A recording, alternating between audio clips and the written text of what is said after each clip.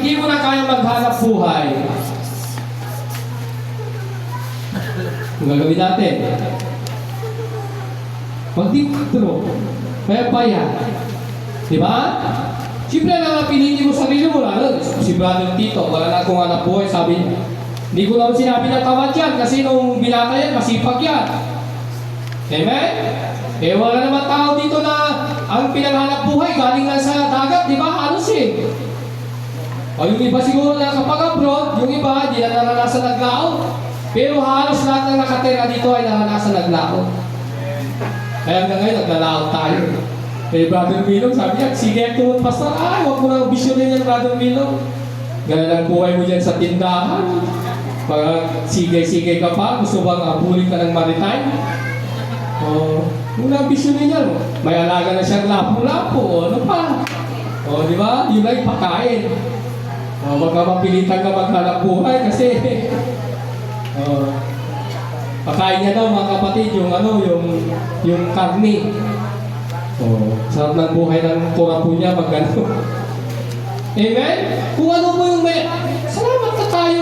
Katulad sa amin, wala talaga pang sasandalan. Di, hanap buhay pa, go. May katulad sa kanila, may mga anak na silang professional, anak na nilang tumutulong. Eh bakit mo pang ambisyonin na mga kapatid? Paminsan-minsan na lang, yung gusto lang ng katawan mo. Pag sisit-sisit ka dyan, pero ibubugin mo pa doon na, agdan! Amen po? Yan pa ba kayo? Sino na nagbigay ng kabubuhay? Tinanggap na yung kabubuhay. Ano pa? Matuwid si Yahweh sa lahat ng bagay niyang ginagawa. Kahit anong gawin niya ay kalakip, ang masagana niyang awa. Siya'y nakikinig at handang tumulong sa lahat ng tao. Sa sinumang tao, pagtawag sa kanya ay tapat at anong problema natin ngayon, kapatid? Ano pa? Next po tayo. Bawat kailangan ng taong tapat ay may takot sa kanya. Kanyang tinutugon at nagigipit, pinahalo sila. Di ba? Sarap. Sarap ng may Diyos, mga kapatid. Ano pa? Next po tayo. Lucas chapter 24:31. Tignan ninyo ang mga uwak, hindi sila nagtatanim ni umaaniman. Wala silang bodega o kamalig, ngunit pinapakain sila ng Diyos. Higit kayong mahalaga kaysa mga ibon. Ang ibig sabihin niya, ang mga uwak na kumakain, wag mo tayo mga tao. Tapos sabihin mo, nagugutom ako! Awang may luto, kapsat! Sigaw mo dun sa ano mo. Kaya pagkatapos ng bagyo, alam mo papasok sa tao? Ay, ayuda man. Papalat siya dito. Pagkatapos ng bagyo, may ulam na. Minsan may pamos. Diba? Yung iba, pumunta dyan sa Pagatan. Karos katibapyan. Sa bawang kapsat. Ang daming paraan eh. Pero yung sa Cebu nung natapunan sila. Halos hindi sila kumain, magutom. Kasi pati nagtitinda ng pagkain, nabaha. Kaya ganun katindi po yun sa ibang lugar. Pero sa atin dito, mapit, humupa, di ba, laki ng hamon nun? Umukot kapsat, tinalpas na ugot. Buhayat manita na, may bangos. Kaya ulam, kagad. Amen?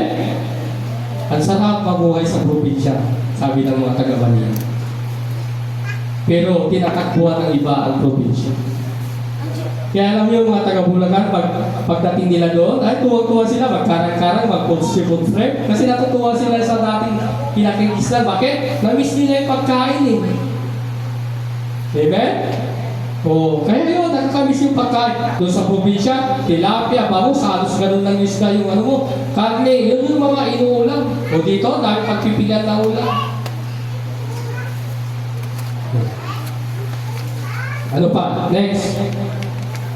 Sino sa inyo makapagpahaba ng kanyang buhay ng kahit isang oras sa pamamagitan ng pangamba? Kung hindi ninyo magawa ganun kaliit na bagay, bakit kayo nangamba tungkol sa ibang mga bagay? Yun na nga lang, mapil. Alam niyo, pag nalulungkot ka lagi, sabi ko sa inyo, hindi nakakatulong yan para lumabang yung luha. Mas lalong iiksi yung buhay yung tao malungkotin. Oh. Sige, pag-alis nyo dito mamaya, dumating kayo sa bahay dito.